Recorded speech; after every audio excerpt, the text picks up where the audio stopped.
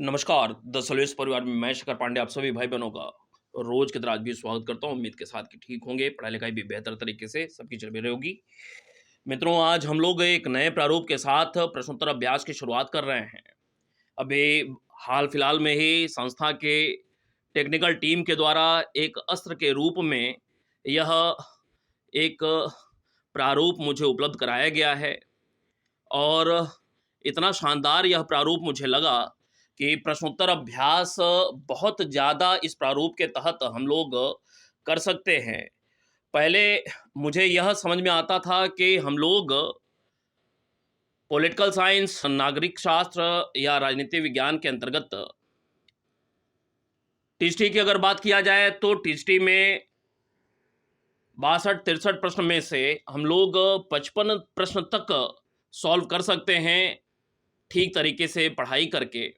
लेकिन जब संस्था के टेक्निकल टीम द्वारा यह प्रारूप उपलब्ध करा दिया गया है प्रश्नोत्तर अभ्यास का या अन्य भी तमाम सारे ऐसी गतिविधियां भी जल्दी ही आपको देखने को मिलेंगी, तो मेरे अंदर भी इतना उत्साह जागृत हुआ कि अब मुझे ऐसा लगता है कि हम लोग नागरिक शास्त्र के अंतर्गत 63 प्रश्न में से 63 प्रश्न बनाने की स्थिति में जल्दी ही आ जाएंगे। अर्थात 100% अब मैं इस बात को उत्साह के साथ कह सकने की स्थिति में हूं कि आने वाले दिनों में जल्दी ही जल्दी आप लोग देखेंगे कि अनेक तरीकों से हम लोग अब नागरिक शास्त्र का अध्ययन इस तरीके से करने वाले हैं, प्रश्नोत्तर अभ्यास करने वाले हैं, या फिर कुछ मैटर्स संबंधी भी यहाँ पे पीडीएफ लगा करके हम लोग जानकारी हासिल करते चले जाएंगे, जिससे अब 63 में 63 प्रश्न आप देखेंगे कि हम लोग 100% के लिए अब फाइट करने की शुरुआत करने वाले हैं। तो आपकी यह जिम्मेदारी है कि जितना भी अब मेरे द्वारा इस प्रारूप के माध्यम से काम कराया जाएगा, निश्चित रूप से रोज का रोज आपको तैयार करते चले जाना है। जो कुछ नई बातें दिखाई दे रही हैं अलग कॉपी के माध्यम से, उनको नोट करते चले जाइए। समय समय पे दोहराव भी आपके लगातार होते चले जाए। देखिए, आज हम लोग इस नए प्रारूप, नए अस्त्र के साथ डेली 30 अर्थात रोज 30 प्रश्न हम लोग नागरिक शास्त्र के अंतर्गत प्रश्नोत्तर अभ्यास के अंतर्गत करने जा रहे हैं।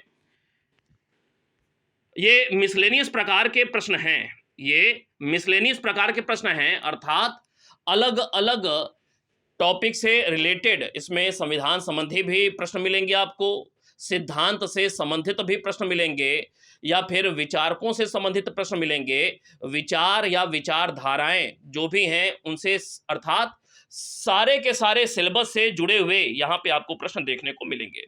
तो शुरुआत करते हैं आज की क्लास की। पहला प्रश्न लिखा हुआ है, निम्न में से किस व्यवस्था की विशेषताओं को भारत के संविधान में सम्मिलित किया गया है? ध्यान से पढ़ेंगे, 5 सेकेंड का टाइम लें, 10 सेकेंड का टाइम लें, अपने अपने उत्तर फटाफट करते चले जाए। उसके बाद मैं उत्तर टिक करूंगा और ये रैपिड फायर मोड में हम लोग काम करेंगे। सारी की सारी चीजें आपने खूब अच्छे तरीके से पढ़ी हुई हैं। जहां कुछ आवश्यकता दिखाई देगी निश्चित रूप से मैं कुछ बातें अवश्य बताऊंगा, लेकिन थोड़ा रैपिड फायर मोड में हम लोग काम करेंगे। कम समय में ज्यादा से ज्यादा हम लोग हासिल करें, इसका उद्देश्य होगा। निम्न में से किस व्यवस्था की विशेषताओं को भारत के संविधान में सम्मिलित किया गया है? इस प्रश्न का जो सही उत्तर है, तो आपको जानकारी है कि भारत के संविधान में संघीय व्यवस्था की विशेषताएं भी देखने को मिलती हैं, एकात्मक व्यवस्था की विशेषताएं भी देखने को मिलती हैं। अर्थात इस प्रश्न का सही उत्तर क्या हो जाएगा? सी विकल्प बिल्कुल सही होगा और सारे के सारे लोग बिल्कुल सही हैं। दूसरे प्रश्न पे बात करेंगे। लिखा हुआ है दूसरा प्रश्न कि पुलिस शब्द का संबंध किससे है? पुलिस से है, नागरिक प्रशासन से है, नगर राज्य से है, लोकमत से है? पुलिस शब्द का संबंध किससे है? फटाफट उत्तर करते चले जाएं। तो भाई, इस प्रश्न का सही जो उत्तर होगा वह सी विकल्प, बहुत बढ़िया से आप सारे लोग जानते हैं। सी विकल्प निश्चित रूप से सबको जानकारी में है। नगर राज्य इस प्रश्न का बिल्कुल सही उत्तर होगा। इस प्रश्न का सही उत्तर होगा नगर राज्य। चले अगले प्रश्न में बात करेंगे। केंद्र राज्य संबंधों की समीक्षा के लिए केंद्र राज्य संबंधों की समीक्षा के लिए किस आयोग की नियुक्ति की गई थी? उत्तर करते चले जाएं। केंद्र राज्य संबंधों की समीक्षा के लिए किस आयोग की नियुक्ति की गई थी? तो भाई आप सारे लोगों को जानकारी है कि केंद्र राज्य संबंधों की जब बात आती है तो निश्चित रूप से सबसे महत्वपूर्ण सरकारिया आयोग दिखाई देता है। केंद्र राज्य संबंधों की समीक्षा हेतु जिस आयोग की नियुक्ति निम्नलिखित में से की गई है वह कौन सा आयोग है? सरकारिया आयोग। अगले प्रश्न पे बात करेंगे। लिखा हुआ है चौथा प्रश्न कि भारत के राष्ट्रपति का निर्वाचन करते हैं। भारत के राष्ट्रपति का निर्वाचन करते हैं। पहला विकल्प है संसद के निर्वाचित सदस्य के द्वारा, बी राज्य विधान सभाओं के निर्वाचित सदस्य के द्वारा, या सी लोकसभा के निर्वाचित सदस्यों के द्वारा, या डी संसद के दोनों सदनों और राज्य विधान सभाओं के निर्वाचित सदस्य के द्वारा। तो भाई आसान सा प्रश्न है, क्या सही विकल्प होगा? डी विकल्प निश्चित रूप से बिल्कुल सही होगा। संसद के दोनों सदनों और राज्य विधान सभाओं के निर्वाचित सदस्यों के द्वारा ही राष्ट्रपति का निर्वाचन किया जाता है। पांचवें प्रश्न पे आएंगे। लिखा हुआ है राष्ट्रपति शासन लागू किया जा सकता है। राष्ट्रपति शासन, तो भाई राष्ट्रपति शासन किस अनुच्छेद के अंतर्गत लागू किया जा सकता है? तो आप सबको जानकारी है 356, 352, 360, यह तीन जो महत्वपूर्ण आपातकालीन अनुच्छेद हैं 352 से लेकर के 360 तक इमरजेंसी से संबंधित तमाम सारी बातें संविधान में देखने को मिलती हैं। इसके अंतर्गत जो 356 है, 356 के अंतर्गत किसी राज्य में राष्ट्रपति शासन की बात संविधान में उल्लिखित की गई है। सही उत्तर होगा सी 356। छठा प्रश्न लिखा हुआ है पॉलिटिक्स अमंग नेशन। लिखा हुआ है पॉलिटिक्स एमंग नेशन के लेखक हैं, कौन है? छठा प्रश्न लिखा हुआ है पॉलिटिक्स एमंग नेशन के लेखक हैं। तो भाई पॉलिटिक्स अमंग नेशन पुस्तक के लेखक हैं मार्गेंथो ईएचकार शिलिंग किनिथ वॉल्ज। क्या सही उत्तर होगा? निश्चित रूप से आपको जानकारी नहीं होगी, बिल्कुल नए प्रकार का प्रश्न है कि पॉलिटिक्स अमंग नेशन पुस्तक के जो लेखक हैं उनका नाम है, ए विकल्प सही है, मार्गेंथो। कौन? मार्गेंथो। अगले प्रश्न पे आएंगे। जो भी नई चीजें आपको मिल रही हैं निश्चित रूप से वह अवश्य ही नोट करते हुए आगे बढ़ेंगे। अगले प्रश्न पे केंद्रीय मंत्रिपरिषद सामूहिक रूप में उत्तरदायी होती है। केंद्रीय मंत्रिपरिषद सामूहिक रूप से उत्तरदायी होती है राज्यसभा के प्रति, लोकसभा के प्रति, राष्ट्रपति के प्रति, लोकसभा अध्यक्ष के प्रति। तो भाई बहुत ही आसान सा प्रश्न है कि केंद्रीय मंत्रिपरिषद सामूहिक रूप से लोकसभा के प्रति उत्तरदायी होती है। बहुत बढ़िया। अगले प्रश्न पे आएंगे। लिखा हुआ है आठवां प्रश्न कि राज्यसभा में कितने व्यक्ति मनोनीत किए जाते हैं?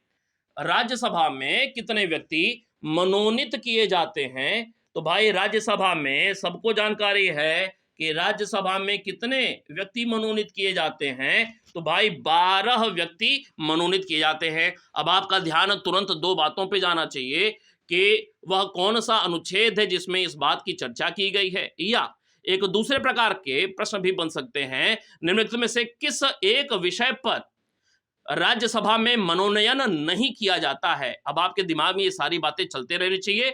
हालांकि विभिन्न अनुच्छेदों से संबंधित या संविधान के विभिन्न खंड उपखंडों से संबंधित अलग से भी लगातार वीडियो आपको देखने को मिलेंगी। फिलहाल अभी हम लोग आगे बढ़ते हैं। 9वां प्रश्न लिखा हुआ है सर्वोच्च न्यायालय के मुख्य न्यायाधीश की नियुक्ति की जाती है।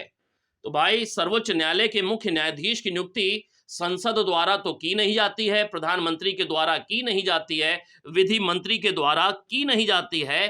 किसके द्वारा किया जाता है? सही उत्तर क्या है? डी सर्वोच्च न्यायालय के मुख्य न्यायाधीश की नियुक्ति राष्ट्रपति के द्वारा की जाती है। 10वें प्रश्न पे आएंगे। लिखा हुआ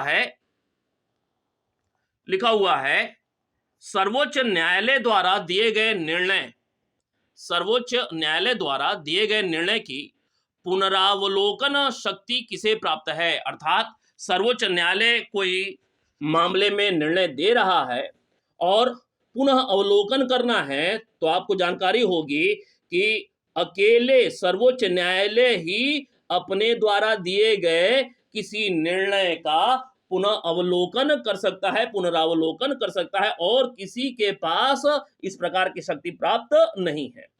ठीक है, चले अगले प्रश्न पे आएंगे। 11वां नंबर लिखा हुआ है, सर्वोच्च न्यायालय के न्यायाधीशों की सेवानिवृत्ति आयु है कितनी है भाई? सर्वोच्च न्यायालय के न्यायाधीशों की सेवानिवृत्ति आयु है कितनी है? तो आप सबको जानकारी होगी कि सर्वोच्च न्यायालय के न्यायाधीशों की सेवानिवृत्ति आयु 65 वर्ष है। ये विकल्प बिल्कुल सही होगा, 65 वर्ष सर्वोच्च न्यायालय के न्यायाधीशों की सेवानिवृत्ति आयु है। चलें, बहुत बढ़िया, खूब अच्छे से बस ऐसे पढ़ाई करते रहें। लगातार हम लोग इस प्रारूप के अंतर्गत न सिर्फ प्रश्नोत्तर अभ्यास करेंगे, बल्कि तमाम सारे नोट्स पर भी अभी हम लोग काम करने वाले हैं। मैंने आपको शुरुआत में ही कहा कि पहले मुझे ऐसा लगता था कि हम लोग अच्छे तरीके से पढ़ाई करके 55 प्रश्न आसानी से कवर कर ले जाएंगे, लेकिन अब मैं, चूंकि अब एक नए प्रकार का अस्त्र संस्था के टेक्निकल टीम के द्वारा उपलब्ध करा दिया गया है, तो मैं अब दावे से कहूंगा कि आपके लिए इतना सारा काम मैं करता चला जाऊंगा कि 63 में 63 कैसे आ जाए, अब लड़ाई उस बात की हम लोग को करनी है। चलें अगले प्रश्न पे आएंगे। लिखा हुआ है, लोकसभा के अध्यक्ष का निर्वाचन करते हैं। तो भाई लोकसभा के अध्यक्ष का निर्वाचन विधानसभा के सदस्य तो करेंगे नहीं, क्यों भाई? लोकसभा के सदस्य ही लोकसभा के अध्यक्ष का निर्वाचन करते हैं।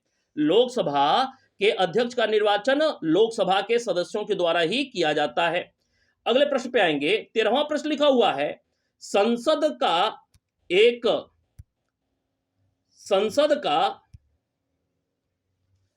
का एक गैर सदस्य अधिकतम कितनी अवधि के लिए मंत्री बना रह सकता है?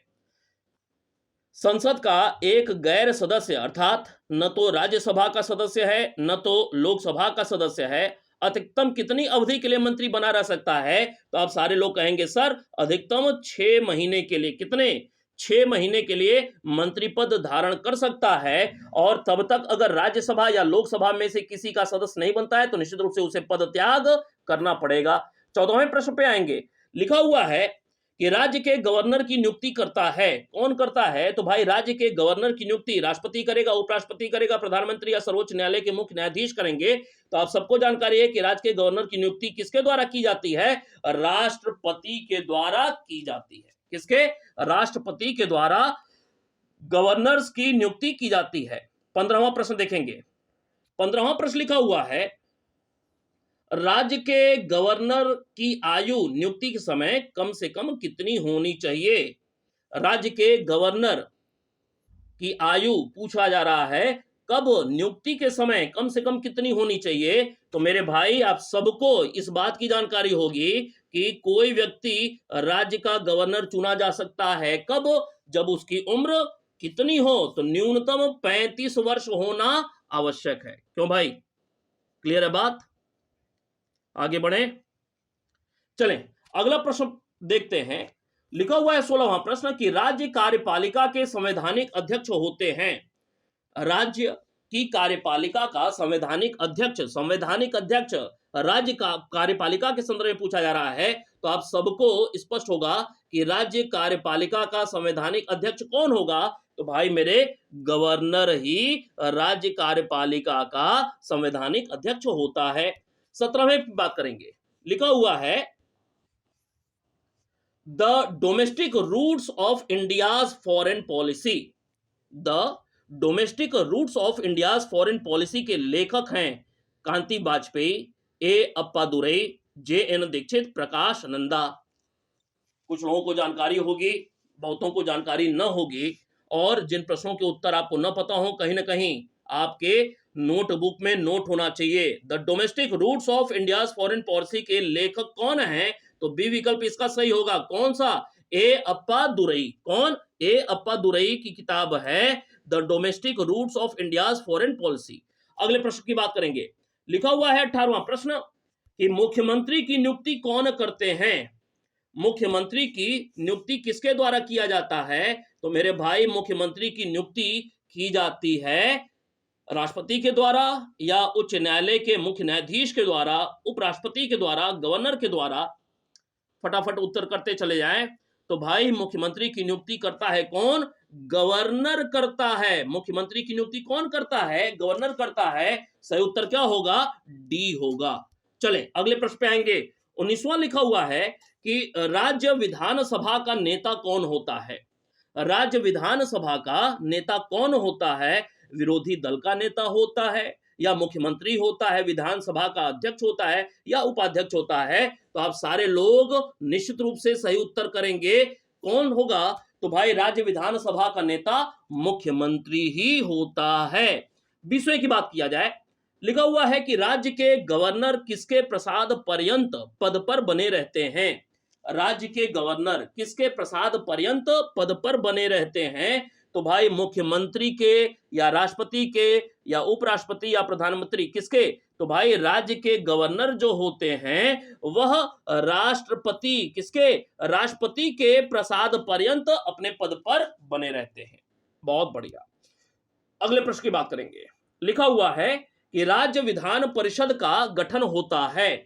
राज्य विधान परिषद का गठन होता है प्रत्यक्ष मतदान द्वारा, निर्वाचक मंडल द्वारा, मुख्यमंत्री के मनोनयन द्वारा या संसद के सदस्यों के द्वारा।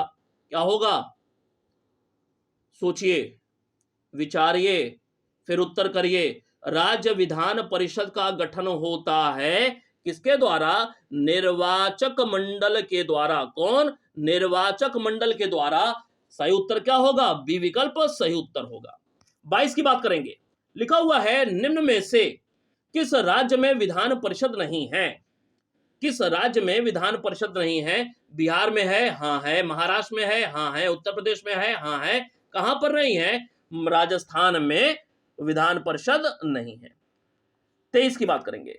लिखा हुआ है राज्य विधानसभा द्वारा पारित धन विधेयक कितनी अवधि में विधान परिषद द्वारा पारित हो जाना चाहिए? किसी राज्य की विधानसभा द्वारा पारित धन विधेयक चाहे राज्य के संदर्भ में हो चाहे केंद्र के संदर्भ में हो, तो भाई कितने दिन में पारित हो जाना चाहिए दूसरे सभा के द्वारा? तो भाई 14 दिन। निश्चित रूप से आप सबको याद होगा कि 14 दिन के भीतर ही राज्य विधानसभा द्वारा पारित कोई धन विधेयक विधान परिषद के द्वारा पारित करना अनिवार्य होता है। अगर नहीं किया गया तो भाई 14 दिन की समय सीमा बीतने के बाद वह स्वतः ही पारित मान लिया जाता है। अगले प्रश्न की बात करेंगे। लिखा हुआ है उच्च न्यायालय के मुख्य न्यायाधीश की नियुक्ति करते हैं। उच्च न्यायालय के मुख्य न्यायाधीश की नियुक्ति कौन करता है? राष्ट्रपति, प्रधानमंत्री, मुख्यमंत्री, विधि मंत्री। तो उच्च न्यायालय के मुख्य न्यायाधीश की नियुक्ति कौन करेगा? एकीकृत न्यायपालिका है भारतीय संविधान के द्वारा। तो भाई उच्च न्यायालय के मुख्य न्यायाधीश की नियुक्ति कौन करता है? तो राष्ट्रपति के द्वारा ही किया जाता है। 25वां प्रश्न लिखा हुआ है कि पंचायती राज व्यवस्था का उद्घाटन राजस्थान में पूर्व प्रधानमंत्री जवाहरलाल नेहरू द्वारा किस वर्ष किया गया था? पंचायती राज व्यवस्था का उद्घाटन पूर्व प्रधानमंत्री नेहरू जी के द्वारा किस वर्ष किया गया था? तो भाई 52 में किया गया था या 1956 में या 62 में या 1959 में? इस प्रश्न का सही उत्तर क्या हो जाएगा? डी विकल्प बिल्कुल सही होगा। बिल्कुल सही है, 1959 में। कब भाई? 1959 में यह उद्घाटित हुआ था।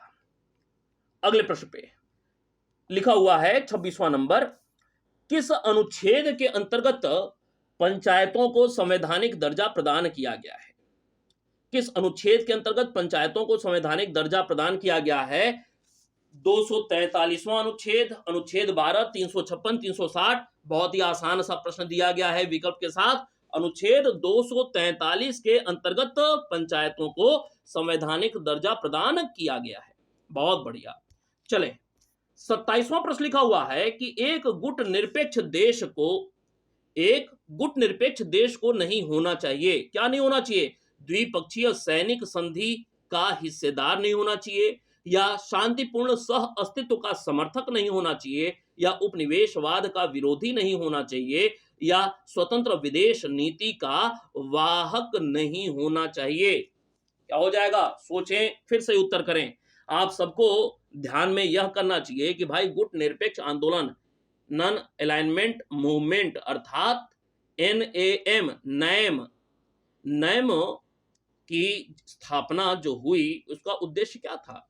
शीत युद्ध 1945 से लेकर के 1991 के दौर में जब दुनिया दो धड़ों में बटी हुई थी, जिसका नेतृत्व एक तरफ जहां USA कर रहा था तो दूसरी ओर USSR, तो भाई इन दोनों ही खेमों में जिन देशों को नहीं जाना है, नहीं जाना था, इन दोनों ही खेमों से, चाहे पूंजीवादी हो चाहे समाजवादी साम्यवादी हो, इन दोनों ही खेमों से दूरी बना करके जिन भी देशों को रखना था, तो भाई वो सारे लोग गुट निरपेक्ष सदस्य के रूप में जाने गए, गुट निरपेक्ष आंदोलन के सक्रिय सदस्य के रूप में हुए।